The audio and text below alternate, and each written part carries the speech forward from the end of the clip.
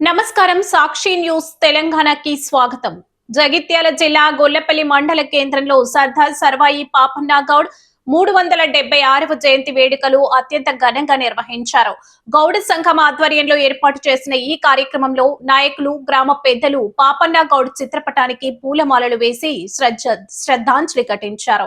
ఈ సందర్భంగా పలువురు వక్తలు మాట్లాడుతూ అట్టడుగు వర్గాల అభ్యున్నతి కోసం, బహుజనుల ఆత్మ గౌరవం కోసం సర్వాయి పాపన్న గౌడ్ చేసిన పోరాటం చిరస్మరణీయమని కొనియాడారు. ఆయన పోరాట పటిమ నేటి తరానికి ఎంతో స్ఫూర్తిదాయకమని పేర్కొన్నారు. అలాగే ఎంఆర్పీఎస్ జగిత్యాల జిల్లా అధ్యక్షుడు గంగాధర నరేష్ మాట్లాడుతూ పాపన్న గౌడ్ తెలంగాణకు మరో ఛత్రపతి శివాజీ వంటి మహావీరుడని అభివర్ణించారు.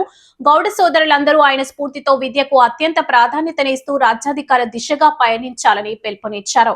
ఈ కార్యక్రమంలో గౌడ సంఘం సభ్యులు, స్థానిక నాయకులు, యువకులు పెద్ద సంఖ్యలో పాల్గొన్నారు. మరిన్ని తాజా వార్తల కోసం సాక్షి న్యూస్ తెలంగాణ యూట్యూబ్ ఛానల్ ని సబ్స్క్రైబ్ చేసుకోండి. మరియు కుల సంఘ పెద్ద మనుషులు అందరూ పాల్గొని ఈ కార్యక్రమాన్ని విజయవంతం చేసినందుకు ధన్యవాదాలు తెలుపుతున్నాను. మరియు ఈ కార్యక్రమం వచ్చే సందర్భంగా రాబోయే ఇప్పుడు 5 సంవత్సరాల ముందు కూడా మేము గద్దె కట్టుకోవాలనుకుంటున్నాం. దాని అట్నే ఉంటుంది. ఈ పాలకవర్గం అయినా మాకు ఆ గద్దెకు పర్మిషన్ ఇచ్చి ఆ గద్దె విగ్రహం పెట్టుకోవాలని అనుకుంటున్నాం. దానికి ఈ కార్యక్రమం చేయాలని కోరుతున్నాం. ప్రతీక అయిన సర్దార్ సర్వాయి పాపన్న గౌడ్ గారి జయంతి వేడుకలు జరుపుకోవడం చాలా సంతోషకరమైన విషయం. జరుపుకోవడమే కాకుండా మన నేటి పరిస్థితులలో వారిని అనుసరిస్తూ వారి ఆశయాలకు అనుగుణంగా చైతన్యవంతులై ప్రతి ఒక్కరూ వారి ఆశయాలకు అనుగుణంగా పోరాడాల్సిన అవసరం ఉన్నది. నాటి పరిస్థితుల్లో వారు ఎంత ఒత్తిడిలోకి లోనైనా వారు పోరాడారు. వారి స్ఫూర్తితోనే నేటి యువత కావచ్చు, నేటి ప్రజలు కావచ్చు పోరాడి చైతన్యవంతులు కావాల్సిన అవసరం ఎంతైనా ఉందని ఈ సందర్భంగా మనం చేస్తున్నాం. Thank you.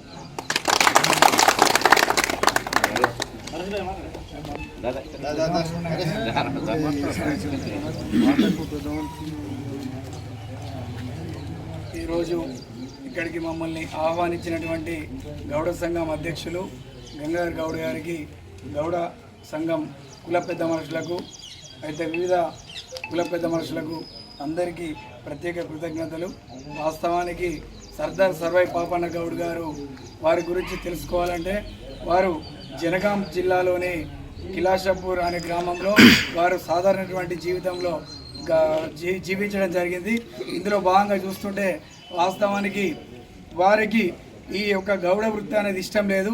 వారి తల్లిదండ్రుల ప్రోత్సాహంతో ఈ గౌడ వృత్తిని చేయడం జరిగింది.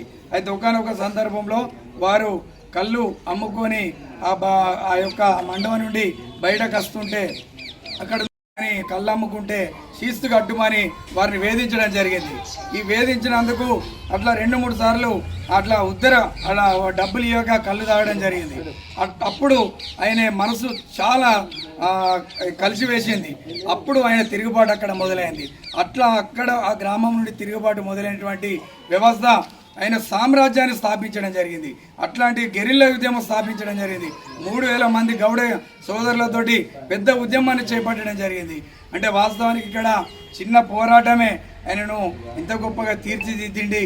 ఆయనే గోల్కొండ కోటనే సామ్రాజ్యాన్ని స్థాపించుకునే లక్ష్యంగా వారి ప్రవాహం జరిగింది. ఇక్కడ వారి యొక్క మూలాలు ఇక్కడ హుజురాబాద్లోని ఎల్లమ్మ గుడి కట్టించడం జరిగింది. అక్కడ తాటికొండలో ఒక చెక్ డ్యామ్ కట్టించడం జరిగింది.